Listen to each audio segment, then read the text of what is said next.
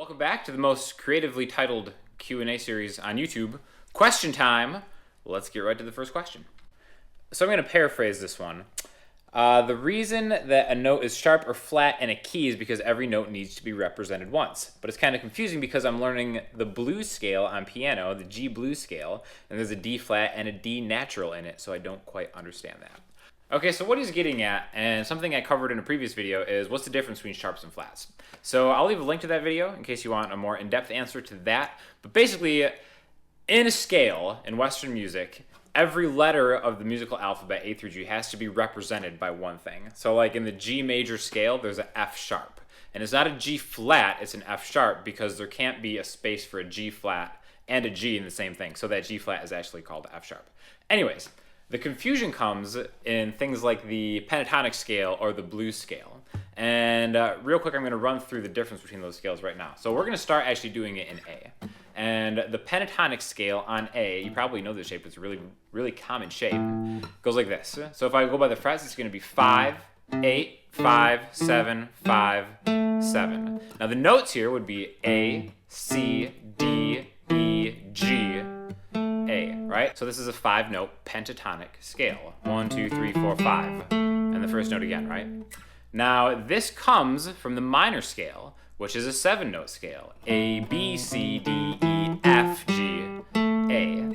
Now, the only difference between those two is you're just leaving 2 notes out in the pentatonic scale, which again is one of the reasons why I like learning the minor scale first, because you get a complete picture to begin with. So again, the pentatonic scale in A, the A minor pentatonic scale, is a 5-note scale coming from just omitting 2 notes from the minor scale, right?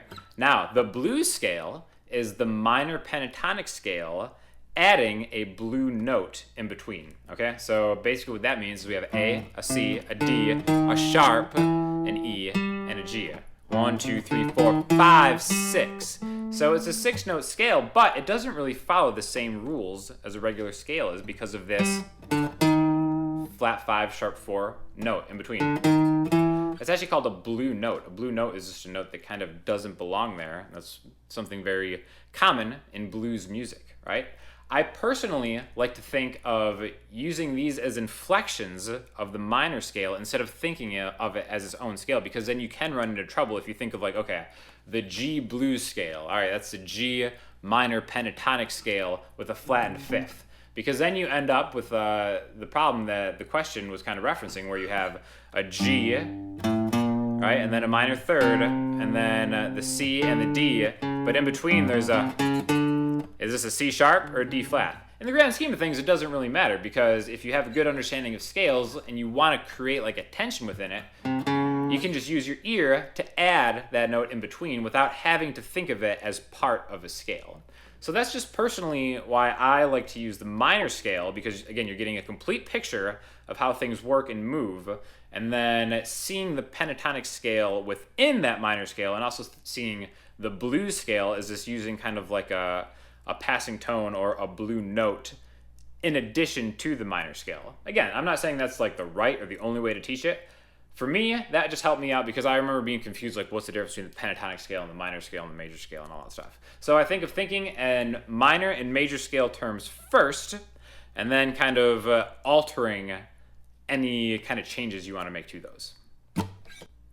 Have you ever played a 7-string guitar? If yes, do you like it? Yes, definitely. I've played a 7-string guitar. And if you don't know, so a 7-string is where you, most of the time, 99% of the time, you add a lower note. So you'd add a low B to a regular scale string. And that actually helps you do a lot of things. Like instead of down tuning, you can actually just play a little bit lower, and it's tuned the same way that it's tuned to fourths, right? So B to E, E, A, A, D, so on and so forth.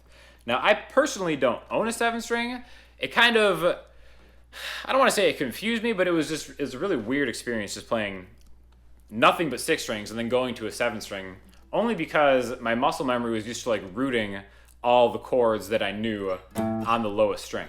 So having that be a different thing totally confused me. And I'm like the most low maintenance guitar player in history. Like my least favorite thing to do is change the strings on a guitar. So to add a 7th one, to even just extend that painful experience for me by just the smallest amount of time, just isn't a feasible thing for me to do. But 7-string guitars are awesome. Again, the necks might be a little wider to compensate for having that. But a lot of awesome players, especially guys who do like down-tuned metal stuff, 7-string is definitely the way to go. How do you break away from just playing bar chords and power chords in writing? I can only play in open tunings because in standard everything sounds so basic and held down, though I know this isn't the case. Well, that's a great question too, and I think a lot of people struggle with that because they might master like the first, set of chords like the C major, G major, D minor, all the stuff like that, and then they have it, and then everything starts sounding the same. My best advice to expand in writing is to learn different chord voicings, and I'll put a link in the description to kind of link you to just learning a bunch of them at once. And I personally think learning seventh chord voicings is the best. So instead of like a major bar chord, you learn a major 7 or a dominant 7 or something like that. And the reason I think that's a really good way to do it, especially compared to power chords, because if you're just writing in power chords all the time, you'll notice that the melody of the song is completely dependent upon where you want to put like a vocal or like a lead line.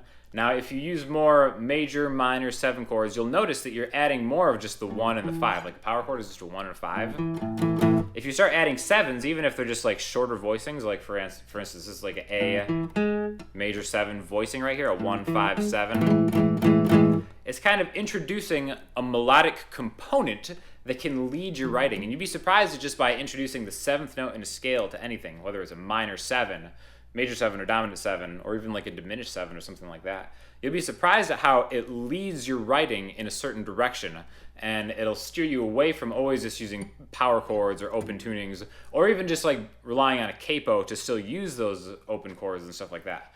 Not that there's anything wrong with that, but from my own personal experience, I know that learning different alternative voicings for things really led my own writing and arrangement in ways that I didn't really even anticipate. So the band Radiohead has been in the news because they just released a new album, but I actually wanted to take this opportunity to link you back to an older song by them called Scatterbrain. Now, their guitarist, Johnny Greenwood, one of my favorite guitarists of all time, is a master of using the guitar as an instrument to create space within a larger composition.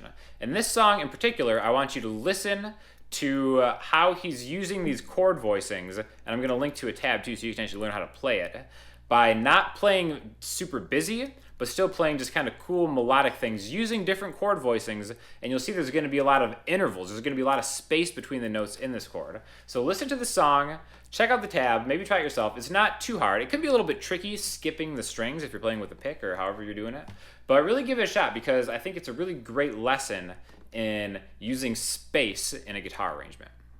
I definitely appreciate all the questions I've been getting. Please keep them coming. Any comments, feedback, or whatever is much appreciated, and I will either respond to you in the comments or make a video about it. Thanks a lot.